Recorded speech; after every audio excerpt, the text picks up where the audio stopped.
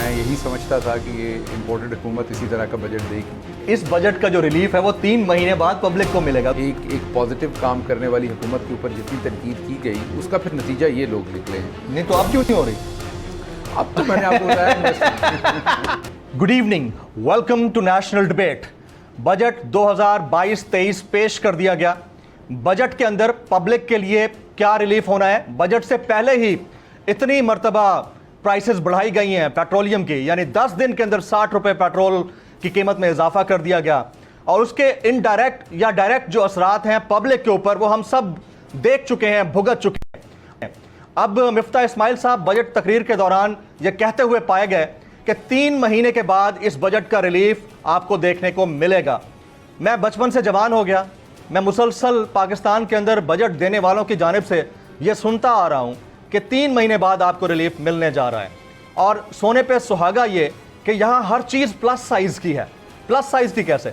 दावे plus size के, वादे प्लस साइज के, ढिटाई प्लस साइज की, महंगाई प्लस साइज की, कीमतें बढ़ाना प्लस साइज का, न्यूट्रलिटी प्लस साइज की, और कुछ बाकी नहीं बचा तो आपने बजट खसारा भी प्लस साइज का दे दिया, तो बाकी पीछे रह क्या गया? आज पोस्ट बजट कॉन्फ्रेंस हुई और उसके बाद साबिक वज़ीर आज़म पाकिस्तान और चेयरमैन पाकिस्तान तहरीक इंसाफ जनाब इमरान खान साहब के साथ बनी गाला में एंकर पर्सन से एक मुलाकात हुई। पोस्ट बजट ब्रीफिंग एक फेयर अपोजिशन लीडर की जानिब से दी गई। उनके साथ दीगर जो लोग शामिल थे, मैं उनका नाम लिए देता हूँ। जनाब शौकत तरीन साहब, साबिक वफाकी वज़ीर ख़जाना, डॉक्टर शहबाज गिल साहब, फ़रूख हबीब साहब, उमर अयूब साहब, और इसके अलावा और दीगर जो इकनॉमिक टीम के लोग हैं वो मौजूद थे। खान साहब ने एंकर पर्सन्स को वाशगाफ अल्फाज में बहुत सारी बातें बताई हैं। मैं उनके 2-3 पॉइंटर्स आपके सामने रखना चाहता हूं। उन्होंने कहा कि बजट को हम मुस्तरद करते हैं क्योंकि गवर्नमेंट इंपोर्टेड है तो बजट भी समझिए कि इंपोर्टेड है। उन्होंने सवाल उठाया कि मुल्क जब दुरुस्त ट्रैजेक्टरी की तरफ जा रहा था, डायरेक्शन ठीक थी, तो फिर क्या ज़रूरत थी कि रजीम चेंज के ज़रिए किसी साजिश को कामयाब किया जाता।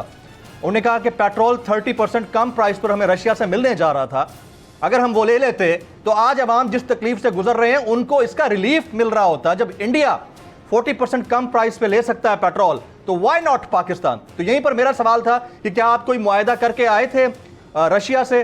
तो उसके ऊपर वो मुस्कुराया और उन्होंने कहा कि मुआहदा तो नहीं, लेकिन वर्बल कम्युनिकेशन इतनी स्ट्रांग थी कि ये 30% वाली बात मामूली है, इससे भी आगे तक के हमारे मुआहदात हो सकते थे। उन्होंने ये भी कहा कि नैब और FIA ये दोनों हॉस्टेज बन चुके हैं, इनको शहबाज शरीफ साहब ने यरगमाल बना दिया है। उन्होंने 2 चीज़ों की तरफ निशानदेही की।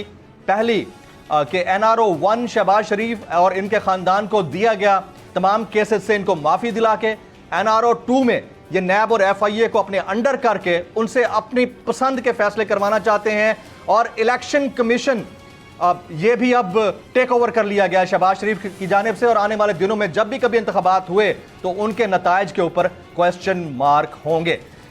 आज की नेशनल डिबेट में इसी पर डिस्कशन करेंगे। Agenda on the national debate tonight पर बात करने से पहले हम बात करेंगे ट्रेंडिंग टुनाइट की। आज का जो हमारा हैशटैग है बजट 2022। और आज के इस एक्सक्लूसिव शो में जो हमारी मुअज़्ज़ज़ मेहमान शख्सियत हैं, किसी तारुफ के मोहताज नहीं है, चीफ स्टाफ ऑफिसर हैं जनाब इमरान खान साहब के, और पाकिस्तान तहरीक इंसाफ के सीजन्ड पॉलिटिशियन, सीनियर रहनुमा हैं और बड़ा खुल के जवाब देते हैं, डॉक्टर शहबाज गिल साहब। बहुत शुक्रिया। Very warm welcome to the show sir. सबसे पहला सवाल, as a political personality plus Khan साहब के आप क्योंकि दस्ते रास्त हैं, ओवरऑल बजट को आप कैसा बजट देखते हैं शहबाज साहब? बिस्मिल्लाहिर्रहमानिर्रहीम, बहुत शुक्रिया। देखिए, बात यह है कि बजट जो है वो मेरी तो बिल्कुल तवक्कुआत के मुताबिक है, क्योंकि मैं यही समझता था कि ये इम्पोर्टेड हुकूमत इसी तरह का बजट देगी। बिकॉज़ जिस दिन से ये आए हैं ये एक ही दिन का सोचते हैं और फिर अगले दिन का, और फिर कोई लॉन्ग टर्म पॉलिसी नहीं है। और मेन फोकस जो है वो 2 से 3 फोकस हैं। पहला फोकस तो इनका सबसे पहला है कि किसी तरीके से अपने जो इनके ऊपर केसेस हैं उनको ख़त्म किया जाए। उसके बाद दूसरा, और उस सिलसिले में आपने देखा इन्होंने तबादले, तकर्रियाँ और तमाम चीज़ें की। दूसरा फोकस है कि जो अगले इलेक्शन इन्होंने करवाने हैं उसमें किस किस तरीके से धांधली और बेईमानी की जा सकती है। उसमें आप देख लीजिए, इलेक्शन कमीशन के मेम्बरान लगाने से बात हो, या आप DCs, DPOs उसका हो। तीसरा इनका पूरे का पूरा ये है कि जो इम्पोर्टेड हुकूमत के ख़िलाफ़ पूरी की पूरी आवाम का एक रिएक्शन है, उसको किस तरीके से दबाया जाए, झूठ से, ख़रीदने से, धौंस से। उस पर मीडिया पे पाबंदियाँ भी हैं, उस पर मीडिया के लोगों पे FIRs भी हैं, उसमें सियासी वर्करों के ख़िलाफ़ FIRs भी हैं। तो एक केओस में चला गया है मुल्क बुनियादी तौर पर। तो अनफॉर्चुनेटली बजट उसकी एक डॉक्यूमेंटेड डिपिक्शन है, क्योंकि बजट पूरे साल का एक तखमीना होता है मुल्क चलाने का। ऑफ कोर्स जब भी बजट आता है तो अपोजिशन कहती है बहुत बुरा है, हुकूमत कहती है बहुत अच्छा है, अमूमी तौर पर यही बहस होती है। लेकिन इस वक्त जो प्रॉब्लम है वो ये है कि इस वक्त एक हुकूमत नाम की कोई चीज़ नज़र नहीं आती। बजट से पहले 4 झटके दे चुके हैं अगर आप देखें तो। बेशबहा ये एनर्जी की प्राइसेस महंगी कर चुके हैं, पेट्रोल की प्राइसेस महंगी कर चुके हैं। उससे पहले रुपया कितना डिवैल्यू हो चुका है, उससे स्टॉक एक्सचेंज के साथ क्या कुछ हो चुका है, इन्फ्लेशन किस तरफ जा रही है, उस वजह से आपकी महंगाई जाएगी। बहुत डिफरेंट किस्म के ऐसे फ़ैसले किए हैं जिससे आपका इंटरेस्ट रेट बढ़ा दिया है, जिससे आपकी सनत तबाह होगी। सनत तबाह होगी तो बेरोज़गारी आएगी। तो आप देख सकते हैं कि इतने झटके बजट से पहले दिए गए, फिर बजट लाए हैं। और बजट मेरा नहीं ख्याल कि इन्होंने 1 से 2 महीने से ज़्यादा सोच के लाए हैं। बजट में जो वो तो मुफ्ती इस्माइल साहब फरमाते हैं, वो कहते हैं कि इस बजट का जो रिलीफ है वो 3 महीने बाद पब्लिक को मिलेगा। तो मेरे जहन में वो गालिब का शेर आया कि आह को चाहिए एक उम्र असर होने तक, कौन जीता है तेरी जुल्फ के सर होने तक। तो 3 महीने किसने देखे हैं? मेरा ख्याल 3 महीने में रिलीफ वो ठीक कह रहे हैं। जब ये चले जाएंगे तो आवाम को कुछ रिलीफ पूरी तवक्को है कि ये जाने लगे। उसकी नहीं, इसमें तवक्को की बात नहीं है। देखिए ये जो अरेंजमेंट है इसके 2 नताइज निकलेंगे। या तो पाकिस्तान खुदा न खास्ता मज़ीद तबाही की तरफ, मज़ीद जो इकनॉमिक तबाही है, जो मज़ीद आप डिफ़ॉल्ट की तबाही है उसकी तरफ जाएगा, और या फिर ये घर जाएंगे और एक फ्री एंड फेयर इलेक्शन होगा और आवाम अपनी लीडरशिप को मुंतखब करेगी। ऐसा फ़ैसला जो आवाम, पाकिस्तान की आवाम करना चाहती है, ना कि वो कहीं से मुसल्लत हो, वो अमेरिका में बैठ के, हिंदुस्तान में बैठ के, इसराइल में बैठ के, लंदन में बैठ के फ़ैसले ना हों। यहाँ की आवाम फ़ैसला करे कि उन्होंने किसको इक़्तिदार देना है। लेकिन जो अच्छी बात हुई है सारे में, मैं देखूँ हर ज़हमत में अल्लाह की एक रहमत होती है, हर मुसीबत में अल्लाह की ज़ात की एक रहमत। आप लोगों के लिए तो प्लस पॉइंट बन गया ना सर ये। प्लस पॉइंट के अलावा एक बहुत अच्छा हो गया कि ये भी नज़र आ गया लोगों को 3-4 साल में जिस तरह की पिक्चर मीडिया अनफॉर्चुनेटली दिखाता था। मैं सारे मीडिया की बात नहीं कर रहा, लेकिन एक बड़ा हिस्सा मीडिया का जिसके ऊपर इन्वेस्टमेंट की हुई थी और जिन्होंने खामखा का एक ईगो बना ली हुई थी। कई लोगों ने, जो बहुत सारे लोगों पे तो पैसा चला था, जिन पे नहीं चला था उन्होंने ईगो का शायद मैटर बना लिया था कि उनको ये लगता है, जैसे आज तो हम हुकूमत में नहीं हैं जी, तो मैं आज ये बात दोहराऊंगा कि हम हमेशा एंकर पर्सन और जर्नलिस्ट ये कहते हैं कि जी सहाफ़ी का काम है हुकूमत पे तनकीद करना। नहीं, बिल्कुल गलत बात है। आज हम हुकूमत में नहीं है, मैं आज कहता हूँ आपका काम बिल्कुल नहीं है हुकूमत पे तनकीद करना अगर हुकूमत अच्छे काम कर रही है। आपका काम है उनको सपोर्ट करना अगर वो अच्छे काम कर रही है। पूरी महज़ब दुनिया में इसी तरीके से होता है। अगर हुकूमतें अच्छा काम कर रही हैं तो आप खामखा की तनकीद करके कैओस नहीं फैलाते। तनकीद बड़ा इस्लाह हो सकती है, गलती हो जाती है। लेकिन हमारे यहाँ जितनी तनकीद होती है, जितनी ज़्यादा एक पॉजिटिव काम करने वाली हुकूमत के ऊपर जितनी तनकीद की गई, उसका फिर नतीजा ये लोग निकले हैं। नहीं तो अब क्यों नहीं हो रही? अब तो मैंने आपको बताया this is the biggest question of the time. I mean कि अगर अब क्यों नहीं हो रही? आई थिंक वो तो आपको पता है, मेरे से ज़्यादा आपको पता है कि वो किस तरीके से इन्वेस्टमेंट हुई और वो तमाम एक पूरा माफिया था जो इमरान। मीडिया भी रिजीम चेंज का हिस्सा है आपकी नज़र? नेचुरली मीडिया के ऊपर पैसा चलता है। मीडिया का जो पाकिस्तान के अंदर स्ट्रक्चर है उसमें भी पीछे बड़े बड़े बिजनेसमैन हैं और उनके इंटरेस्ट्स हैं, उनको भी कंट्रोल किया जाता है। तो ये रजीम चेंज का बिल्कुल मीडिया भी हिस्सा रहा। और फिर जब आपको पता है कि एक बैरूनी साजिश है और उसके साथ जो उनके लोकल हैंडलर्स हैं उनके मीडिया तक तमाम के इतनी रसाई है, इतना कंट्रोल है मीडिया के ऊपर कि आप देखिए उन्होंने आवाज़ बड़ी इफेक्टिव तरीके से बंद करने की कोशिश की और कर दी। ये तो सोशल मीडिया है। महंगाई पे कोई बात नहीं करता। उसके अलावा महंगाई नहीं है। वो सनबात लेने चले गए हैं बिलावल भुट्टो साहब, और फजलुर रहमान साहब भी कहीं किसी जगह किसी कोने में रेस्ट कर रहे हैं। और आप देखें तो जो आपके फाइनेंस मिनिस्टर थे वो उस दिन दांत निकाल रहे थे, ये बताते कि पेट्रोल मजीद महंगा होगा। तो इस तरह के जोकर्स जो हैं वो आपने उनके हाथ में इकॉनमी दे दी है। पॉलिटिकल जोकर हैं, इनके हाथ में आपने इकॉनमी दे दी है। और लेकिन एक अच्छी बात मैंने दोबारा कहा कि जहमत के अंदर रहमत होती है। हमें छोटे होते से एक बताया जाता था कि लाइक पंजाब स्पीड, शहबाज शरीफ बेहतरीन एडमिनिस्ट्रेटर तो स्पीड पता चल गई उनकी। वो स्पीड भी पता चल गई और एडमिनिस्ट्रेशन भी पता इतनी चल जबरदस्त स्पीड है कि वो 30,000 मीटर की बुलंदी पर कहते हैं कि टाइम बचाने के लिए मैंने यहाँ से फोन किया था। यहाँ से इतनी जबरदस्त स्पीड है। लेकिन वो टाइम वो 5 दिन वहाँ लंदन में स्पेंड करके। सर मेरा क्वेश्चन, क्या इस बजट को हम न्यूट्रल बजट कह सकते हैं?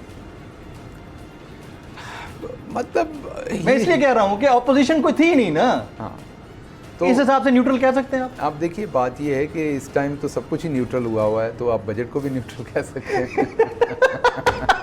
सब कुछ न्यूट्रल हुआ है। हाँ, सब कुछ न्यूट्रल से राब्ता है ऐसे किसका? आप लोगों का? नहीं, न्यूट्रल जो होता है वो उस राब्ते में नहीं होता। नहीं, इसलिए राब्ता नहीं होता कि वो न्यूट्रल होता है ना। अच्छा न्यूट्रल कहीं ये तो नहीं, अच्छा न्यूट्रल का भी कहीं कोई टिल्ट होता है? ऐसे सवाल है मेरे, ऐसे उमूमी से सवाल आते हैं। नहीं, डिपेंड करता है कि न्यूट्रल उर्दू वाला न्यूट्रल है या अंग्रेजी वाला न्यूट्रल है। तो न्यूट्रल अंग्रेजी का ही है सर। उर्दू का भी है, हमने उर्दू का बना लिया। चले आप उर्दू का बता दें, उसका क्या मतलब बता, मेरे लिए इल्म में इजाफा कर दें। अंग्रेजी वाले न्यूट्रल को अगर माने तो उससे चले रहने दे। अच्छा चलें, ये वाला क्वेश्चन मैं छोड़ देता हूँ, this is all up to you, आप जिसका जवाब देना चाहें। हाँ, लेकिन ये ज़रूर है, आप देखिए कि अवाम जो है वो, आपको ये देखना है कि जो पाकिस्तान की अवाम है, क्योंकि खालिसतन जो कोई भी रियासत होती है उसका जो अल्टीमेट हाकम होता है, अल्टीमेट जो उसका कस्टोडियन होता है, वो आम आवाम होती है। और आवाम इतनी बेवकूफ़ नहीं होती, आवाम को सब पता चलता है। बहुत सारी चीज़ें मैं कह नहीं सकता, बहुत सारी चीज़ें आप कह नहीं सकते। क्यों नहीं कह सकते? इसलिए नहीं कि आप ये मैं कोई डरते हैं किसी चीज़ से, लेकिन बहुत सारी चीज़ें हमारे मुल्की इंटरेस्ट में नहीं है। हमारे में और पाकिस्तान मुस्लिम लीग नून में यही फ़र्क है कि उनको ज़रा सी ज़ाती तकलीफ़ पहुंची थी तो कहाँ तक पहुंचे थे, और हमारी पार्टी में फ़र्क यही है कि हमें कितनी भी ज़ाती तकलीफ़, ज़रा सी से हट के कितनी भी ज़ाती तकलीफ़ पहुंची है, तो हमें पता है हमने कौन सी बात करनी है, हमें पता है कहाँ पर तकलीफ़ सह जानी है, कहाँ पर जवाब देना है, कहाँ इग्नोर करना है, कहाँ इग्नोर करना है, क्योंकि हमने अपने मुल्की मफाद को देखना है। तो मेरी सिर्फ गुजारिश ये है कि न्यूट्रल होना चाहिए, लेकिन तब तक जब तक मुल्क को नुकसान ना हो रहा हो। जब मुल्क को नुकसान हो रहा हो तो तब आप न्यूट्रल नहीं हो सकते। अगर एक बैंक डकैती हो रही है, अगर कहीं पर कुछ हो रहा है और आप पुलिस वाले हैं और आप बाहर बैठे हैं गाड़ी में, तो आप न्यूट्रल नहीं हो सकते। नहीं रह सकते। आपके सामने बैंक डकैती हो, किसी का कत्ल हो रहा है तो आप न्यूट्रल नहीं हो सकते। किसी के कत्ल की प्लानिंग हो रही है तो आप न्यूट्रल नहीं रह सकते। सो साजिश हो रही है तब भी नहीं आप न्यूट्रल, मदाखलत हो रही है तब भी आप न्यूट्रल नहीं रह सकते। तो इसलिए थोड़ा सा ये हमें सोचना पड़ना है, एज अ कौम सारी बातें सोचनी पड़नी है। लेकिन अनफॉर्चुनेटली मैं सिर्फ ये कहूँगा कि इस सारी एपिसोड में पाकिस्तान की असास को नुकसान पहुंचा। हम इसको जो मर्जी अब फॉर एग्जांपल दोबारा फ्री एंड फेयर इलेक्शन हो जाएं, अब पाकिस्तानी अवाम अपनी असल लीडरशिप को चुन ले, दोबारा सफ़र शुरू कर लेंगे, सिफर से चलें शुरू कर लेंगे, चलें माइनस से शुरू कर लेंगे। इंशाल्लाह पाकिस्तान कायम रहने के लिए बना है, अल्लाह से यही तवक्को है, अल्लाह से यही दुआ है। लेकिन जो पाकिस्तान के एहसास को बहुत ही बड़ा धचका और नुकसान पहुंचा, वो पहुंच चुका है। और वो शायद डेंट रिपेयर ना हो, वो डेंट रिपेयर शायद हो भी जाए, लेकिन वो स्कार रह जाएगा, दाग नहीं जाएगा, वो दाग रह जाएगा उसका। सर मेरे पास बड़े ज़बरदस्त सवालात हैं और मुझे पूछने हैं आपसे। देखें, अब ये तो बजट जो आ गया, इससे पहले जो कुछ इवेंट्स हुए हैं ना, मुझे उनके ऊपर बात करनी है। शेख रशीद साहब ने एक जुमला कहा मेरे शो पे, उन्होंने कहा कि मेरे फ़ौज से ताल्लुकात इमरान खान साहब की वजह से ख़राब हुए। आप इसके ऊपर कमेंट करेंगे? नहीं, मेरा नहीं ख्याल। देखिए, शेख साहब की एक अपनी पार्टी है और शेख साहब हमारे अलाए हैं और हमारे लिए बहुत ही एहतराम की जगह पे हैं। लेकिन उनकी चॉइस है, वो अपने ताल्लुकात किस सिमत में वो कहते हैं। अगर उन्हें लगता है ख़राब हुए तो उन्हें नहीं करने चाहिए थे, उन्हें दुरुस्त ताल्लुकात रखने चाहिए। मेरा नहीं ख्याल, क्योंकि हमने तो किसी को नहीं कहा, हमने तो कभी ये भी नहीं कहा कि हमने ताल्लुकात ख़राब करने किसी से कि नहीं। हमारी एक असूली पोजीशन है, उसके ऊपर हम खड़े हैं। अब मैं कल को कहूँ मेरे इमरान खान साहब की वजह से फ़लाँ से ताल्लुकात ख़राब हुए, गलत बात, तो ये गलत बात है, क्योंकि मैंने इमरान खान के जो वैल्यूज़ हैं, असूल हैं, उनके साथ जाके खड़ा हुआ हूँ। तो अगर शेख साहब ये कहें कि जो इमरान खान की असूली पोजीशन है उसकी वजह से मेरे ताल्लुकात किसी से अच्छे हुए हैं या बुरे हुए हैं, तो वो समझ आती है। लेकिन इमरान खान साहब ने उन्हें कभी नहीं कहा कि आप फ़लाँ से कंपेल तो नहीं किया होगा। कंपेल नहीं। अच्छा चलिए, नेक्स्ट क्वेश्चन, अपना पर्सनल डिसीजन। अच्छा, नेक्स्ट क्वेश्चन ये है कि सर 25 मई को जो कुछ इस्लामाबाद की शाहराहों पर हुआ, बल्कि पूरे पाकिस्तान में हुआ, हमने अपनी आंखों से देखा। मैं इससे पहले कि उस तरफ जाऊं कि किसके कहने पर वो सब कुछ होता रहा, 25 मई बड़ी तवक्को थी कि इमरान खान साहब 26 मई को थोड़ी देर के लिए एटलीस्ट डी चौक पर बैठेंगे।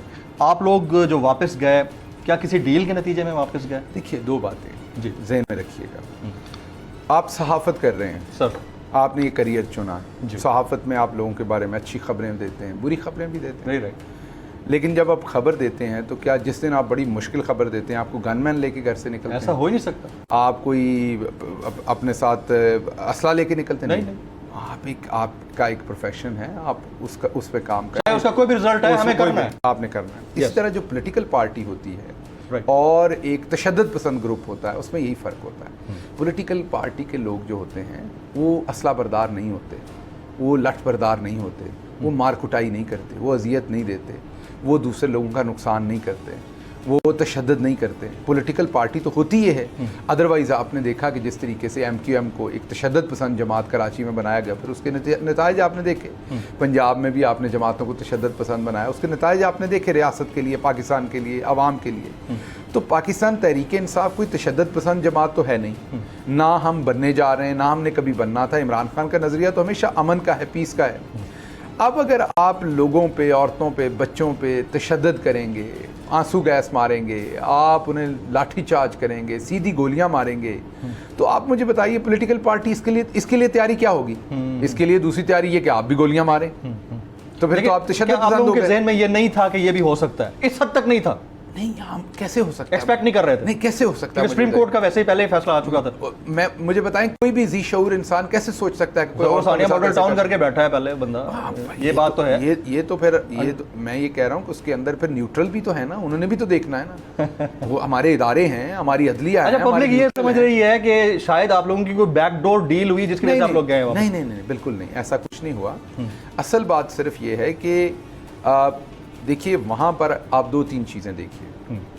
अवाम को जिस तरीके से तशद्दुद किया गया, उनकी आवाज़ दबाने की कोशिश की गई, वो सब कुछ करने के बावजूद हम तकरीबन 12:10 या 20 मिनट में, मुझे एग्जैक्ट टाइम नहीं याद, हमने टोल प्लाजा क्रॉस किया मोटरवे का। मैं साथ था उसमें, आपने देखा होगा, आप साथ थे। हमें वहाँ से यहाँ तक आने में 7.5 घंटे लगे। ये 35 मिनट का सफ़र है, आपको पता है। ये मैक्सिमम 25 से 35 मिनट का सफ़र है। ट्रैफिक बहुत ज़्यादा हो तो बुरहान इंटरचेंज पे इतना रोक लिया था इन लोगों ने, काफ़ी देर, तो 2 घंटे तो वही निकल गए। आप उसको छोड़ दें जी 25 से 35 मिनट लगते हैं जब ट्रैफिक नॉर्मल या ज़्यादा थोड़ी हो, नॉर्मल हो तो 25 मिनट लगते हैं। तो इधर तो कोई रास्ता नहीं रोका हुआ था, इधर तो सिर्फ पब्लिक थी। इतनी पब्लिक उमड़ आई, इतनी पब्लिक निकल आई इस्लामाबाद रावलपिंडी में। जब हम आए, सड़कों पर खड़ी थी पब्लिक, वो सब ने वो मनाजर देखे कि 7.5 घंटे लगे तकरीबन वहाँ तक पहुँचने में, हमें ब्लू एरिया तक। अब इस पब्लिक के साथ अगर हम वहाँ रुकते, शाम को पब्लिक, यहाँ लाखों लोग इकट्ठे होने थे, पब्लिक जिनको इन्होंने मारा था, घरों में घुसा दिया था, औरतों पे तशद्दुद किया था, उन सब ने वापस आना था। इन्होंने फौज बुला ली थी, पहले इन्होंने सीधी गोलियां फायर किया। जी, ये हमारे पास इंफॉर्मेशन है। जी बिल्कुल, वो आपके सामने वीडियो है। अब उसमें आंसू गैस के वो आपके सामने हैं उनकी वीडियोस। अब अगर पब्लिक के ऊपर दोबारा शाम को तशद्दुद होता या उस दिन को ही होता, तो उसके अंदर हमारे चीफ मिनिस्टर भी थे, उनके गनमैन भी थे साथ, जो ऑफिशियल सरकारी हैं। अगर उन पे सीधी गोली मारी जाती तो वहां से रिटेलिएशन, वो हमारे कहने पे नहीं, एक गनमैन को आप सीधी गोली अपनी जान बचाने के लिए तो वापस चलाएगा ना। अगर वो चला देता, हमारी फौज पे गोली चल जाती वहां, तो आप बताएं कि क्या होता है इस मुल्क के अंदर, किस तरफ को जाते हैं हम। तो कई दफ़ा आपको फिर अपने ऑब्जेक्टिव्स को साइड पे रख के अपने मुल्क के लार्जर इंटरेस्ट में फ़ैसले करने पड़ते हैं। इमरान खान ने उस दिन एक स्टेट्समैन का मुजाहरा किया। इमरान खान अगर वहाँ पर उस शाम को, मैं आपको बता देता हूँ उनके चीफ ऑफ स्टाफ के तौर पे, कि बिल्कुल वहाँ पर उनके सोने का मैं इंतज़ाम कर चुका था। उन्होंने कंटेनर में ही सोना था, उनके लिए जो बिस्तर था, जो दूसरी चीज़ें थी, वो सारी मंगवाई जा चुकी थी, वो पहुँच रही थी, मेन रस्ते में थी। जब मैं कह चुका था, तकरीबन मैंने 8 बजे के करीब कह दिया, 7:30 के करीब या 7, जो भी मुझे वक्त नहीं एग्जैक्ट याद, लेकिन सुबह जब हम वहाँ पहुँचे ब्लू एरिया, तो उससे थोड़ा पहले मैंने उनके बिस्तर के लिए इंतज़ाम करने के लिए अपने लड़कों को कह दिया था, और वो आ रहा था वहाँ पर। इमरान खान ने वहीं रुकना था। लेकिन उस टाइम फिर जो हमारी मीटिंग हुई और उसमें ये डिस्कस हुआ कि ये प्लान है, अब 245 के तहत आर्मी को बुलाया गया है, और आर्मी और पब्लिक को, पहले पुलिस और पब्लिक को आमने सामने किया गया है। उसके नताइज आपने लाहौर और दूसरी जगहों पर देखे क्या निकले हैं, और अब आर्मी और पब्लिक को आमने सामने किया जा रहा है। तो इसके अंदर जो बैरूनी साजिश थी, उसका तो बड़ा क्लियर ऑब्जेक्टिव था कि आर्मी और पब्लिक को अवॉइड किया। हमने उस कन्फ्रंट्रेशन को अपने मुल्क के लिए, अपनी सलामती के लिए, अपनी आवाम के लिए, अपनी फौज के लिए हमने अवॉइड किया क्योंकि हम इंतशार नहीं चाहते थे। तो इमरान खान ने एक अच्छा फैसला किया एक अच्छा स्टेट्समैन का फैसला किया, और अगर उसको कोई कमजोरी समझता है तो फिर उसको मैं बेशर्मी कहूँगा। डॉक्टर साहब, आपकी इजाज़त से मैं एक ब्रेक लेना चाहूँगा। डॉक्टर शहबाज गिल साहब, मैं यहाँ अनाउंसमेंट कर देता हूँ, पहली दफ़ा बोल टेलीविज़न के स्टूडियोज़ के अंदर तशरीफ़ लाए हैं, तो ये मेरे लिए बड़े ऑनर की बात है कि उन्होंने ये एजाज़ मेरे शो को बख्शा है, और बड़ी तफसील से मैंने इनके साथ बात करनी है। इंपॉर्टेंट क्वेश्चंस हैं, हमारे पास आधा घंटा बचा है, उसमें यकीनी तौर पर वो तमाम क्वेश्चन जो सोशल मीडिया पर मुझसे पूछे जाते हैं मैं उनके सामने रखूंगा, और ये शायद उन चंद शख्सियात में से एक हैं जो किसी सवाल के जवाब देने में कतराते नहीं हैं। After this break.